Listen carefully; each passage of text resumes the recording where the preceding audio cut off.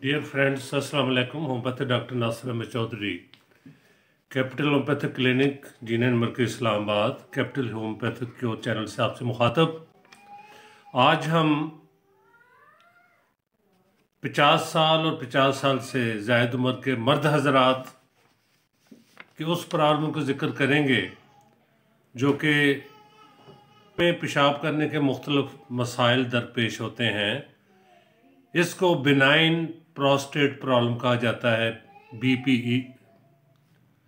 और जो होते हैं वॉलनट शेप्ड स्ट्रक्चर के होते हैं और इनका साइज़ अगर बढ़ जाए तो ये मुख्तलिफ मसाइल पैदा करते हैं। जैसा कि आपके इल्म में है कि प्रोस्टेट ग्लैंड एक मखसूस किस्म का फ्लूइड पैदा करते हैं जो कि सेमिनल फ्लूइड का हिस्सा बनता है। इस फ्लूइड की बदौलत स्पर्म जो है उनमें मोटिलिटी कायम रहती है और फर्टिलाइजेशन के इम्कानात जो हैं वो बढ़ते हैं कि प्रोस्टेट जो है these are situated at the base of bladder, urinary bladder, and surrounded the urethra।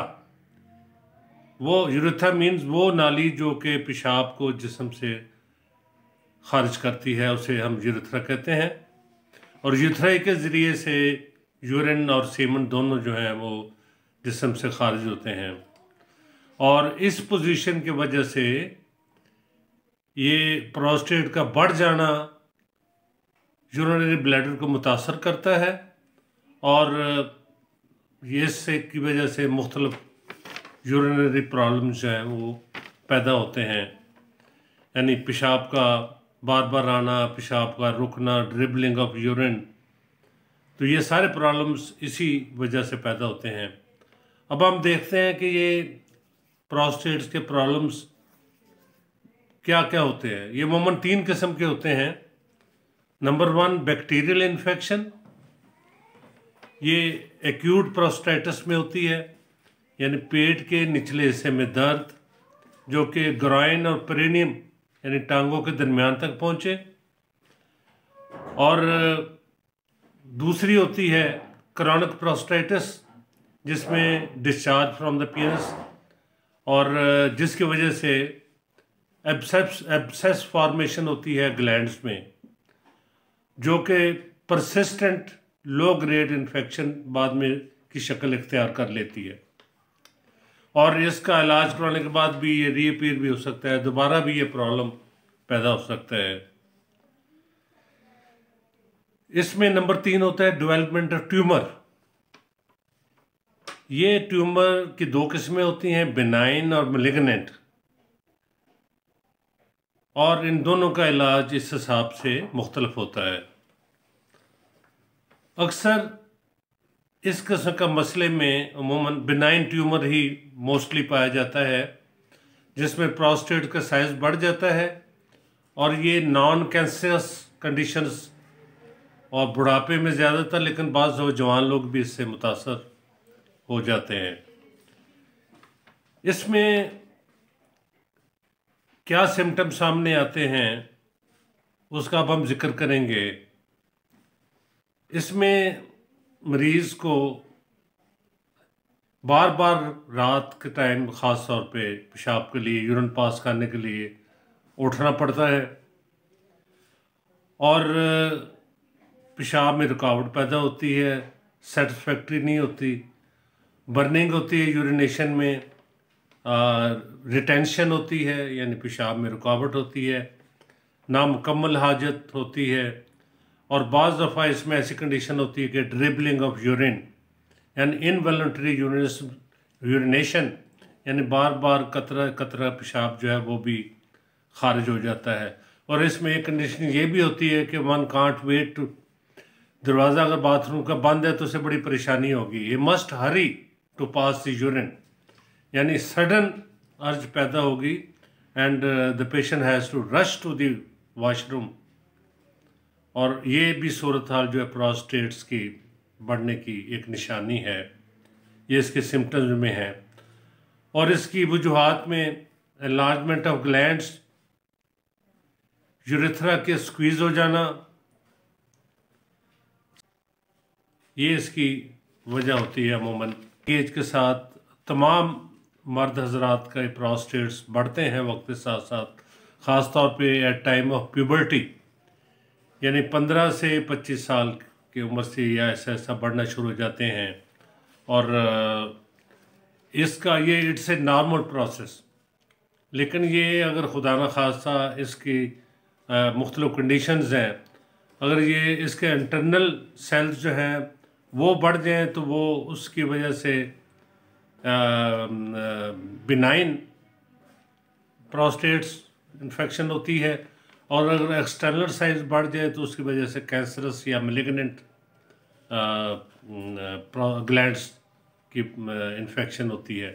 सो ये काबिल इलाज मर्ज़ हैं अगर बर वक्त इनका इलाज किया जाए। और इसमें कौन सी होम्योपैथिक अद्वियात जो हैं वो शाफी साबित हो सकती हैं। होम्योपैथिक मटीरियल मेडिका में बहुत सी अद्वियात हैं जो कि इसके लिए काम आ सकती हैं। इनमें नंबर 1 है सैबल सेरुलेटा। ये अमूमन मदर टिंचर में इस्तेमाल होता है 3 times in a day, 15 to 20 drops in half cup of water. इसको 3 टाइम इस्तेमाल किया जाता है। इसमें मरीज़ जो है बर्निंग की शिकायत करता है, और ये शिकायत करता है रिटेंशन ऑफ यूरिन की, पेशाब सही खारिज नहीं होता, रुक रुक कर पेशाब का अखराज होता है। सो इसलिए इसको हम सैबल सेरुलेटा 15 से 20 कतरे आधे कप पानी में डाल के दिन में 3 बार दिए जा सकते हैं। इसके अलावा फिर दूसरी मेडिसिन है फेरम पिक्रिकम। ये ख़ास तौर पे एजड लोग बुढ़ापे में और जिनको बार बार पेशाब आया, पेशाब यानी फ्रीक्वेंट अर्ज ऑफ यूरिनेशन, उसमें फेरम पिक्रिकम ये 30 ताकत में इस्तेमाल कराई जाती है। ये भी स्टार्ट में दिन में 3 बार इस्तेमाल करनी चाहिए। फिर जैसे जैसे शफा हो वैसे वैसे इसकी मकदार आप कम कर सकते हैं। तीसरी बेहतरीन मेडिसिन होम्योपैथिक मटीरियल मेडिका में थूजा ऑक्सीडेंटल्स। थूजा में भी यही रिड्यूस्ड होता है यूरिन का फ्लो, लेकिन सडन होता है और फ्रीक्वेंट होता है, यानी मरीज़ को बार बार यूरिन पास करने के लिए वाशरूम जाना पड़ता है, लेकिन पेशाब थोड़ा खारिज होता है और रुकावट उसमें होती है, और इसमें बर्निंग भी बाज़ औक़ात होती है। नेक्स्ट मेडिसिन है होम्योपैथिक मटीरियल मेडिका में कोनियम। कोनियम में भी क्वांटिटी यूरिन की जो मरीज़ पास करता है वो बिलो दैन नॉर्मल यानी रिड्यूस्ड होती है, और इसमें भी बार बार उसको यूरिन पास करने की ख्वाहिश होती है। और ये भी ओल्ड एज में ज़्यादातर ये प्रॉब्लम वैसे है भी, old age 50 and above 50 mostly लोगों को ये होता है। तो ये कोनियम बेहतरीन काम करती है, लेकिन इसको 200 पावर में स्टार्ट करते हैं और फिर ऐसे ऐसे इसको बढ़ाते हैं। नेक्स्ट मेडिसिन है चिमाफिला। चिमाफिला का इस्तेमाल ज़्यादातर मदर टिंचर में होता है। इसमें भी ब्लड मरीज़ का एक ख़ास पहचान ये है कि थिक बहुत होता है, गाढ़ा पेशाब होता है, बहुत बदबूदार होता है, प्यूटर स्मेल होती है इसमें, ब्लडी होता है यानी हेमिचोरिया होता है, इसके पेशाब में खून खारिज होता है, स्मेली होता है। और इसमें एक और ख़ास पहचान है कि मरीज़ बैठ के पेशाब पास नहीं कर सकता, खड़ा होना पड़ता है और आगे की तरफ झुकना पड़ता है, ज़ोर लगा के फिर वो यूरिन पास करता है।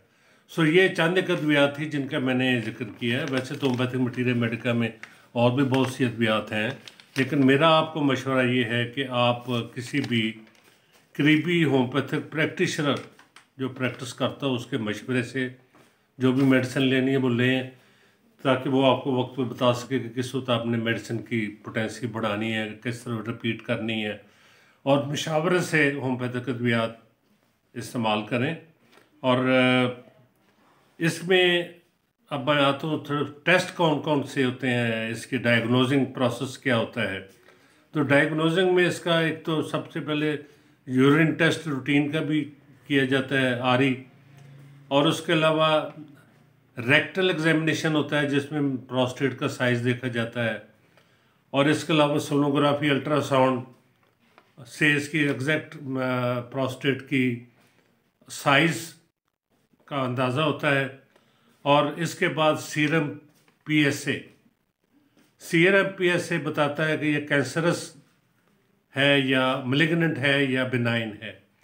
तो ये इसके लिए ये सारे टेस्ट जो है ना ये ज़रूरी हैं, ये भी लाजमी करवाएं और ये करवा के अपना प्रॉपर इलाज कराएं, क्योंकि ये तकलीफ़ बहुत ही ज़्यादा अज़ियतनाक है, बहुत ज़्यादा प्रॉब्लम पैदा करती है। और ये अमूमन इसकी वजूहात में, जैसे मैं पहले बताया कि एज फैक्टर होता है और हार्मोनल डिस्टर्बेंस होती है, ख़ास तौर पे नाइट्रोजन हार्मोन की कमी और एस्ट्रोजन हार्मोन की ज़्यादती इसका बायस बनती है। ये मसला जेनेटिक भी होता है और ऐसे लोगों को भी ज़्यादा देखा गया जो ज़्यादा प्रोटीन रिच डाइट का इस्तेमाल करें। सो आप प्रॉपर इसका एग्जामिनेशन कराएं, इसका सही इलाज कराएं। होम्योपैथिक अद्वियात के लिए कोशिश करें कि किसी अच्छे प्रैक्टिशनर के जो आपके करीब हो उससे रब्ता करें। इसके अलावा अगर आप हमसे मशवरा करना चाहते हैं तो स्क्रीन पे हमारा नंबर है, इस नंबर पे रब्ता कर सकते हैं, टेक्स्ट मैसेज या वॉइस मैसेज करके कंसल्टेशन कर सकते हैं। बहुत शुक्रिया। अल्लाह हाफिज़।